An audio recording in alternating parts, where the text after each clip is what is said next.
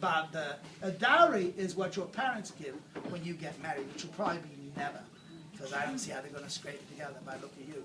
But you should move to Virginia, where there's hardly any women at all, so the dowries are going to count for nothing. But we got him to do the dowry, R.C. Percy. Ivan gave England stuff. He gave us 50 square miles in the middle of Russia, a place called Cosmogrov, 50 square miles. Now the wool would go to Archangel.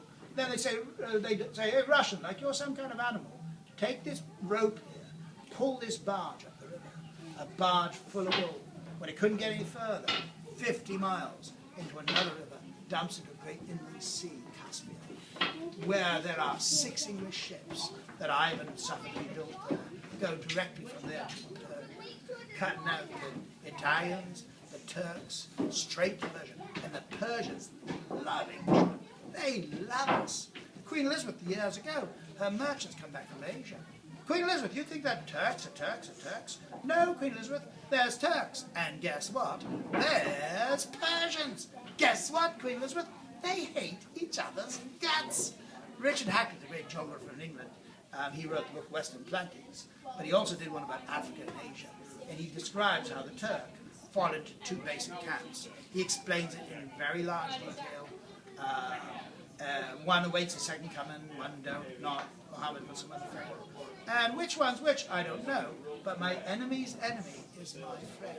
There's an English foundry making 3 Sakers and Minions, best guns in the world, in Asia. Obscure place, I'm sure you never heard of it, a place called Baghdad, I'm sure you never heard of it.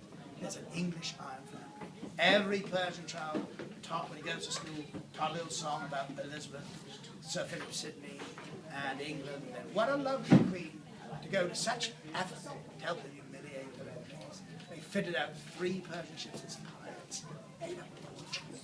Because the Turks have merchants runs from Africa to Asia, to the furthest Asias, and back again. And they're all Turks, because they're all Turks. They don't have no guns.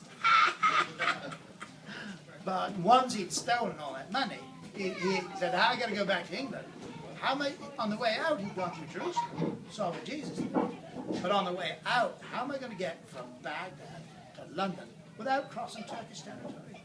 He reckoned his only way out was north over the mountains. And this is before we'd come to such arrangements with Ivan. And Ivan at the time, very, very jealous, very suspicious. And it took him a lot of negotiating. But then Ivan died, went crazy, died, and it all fell apart. And now again there's no market for the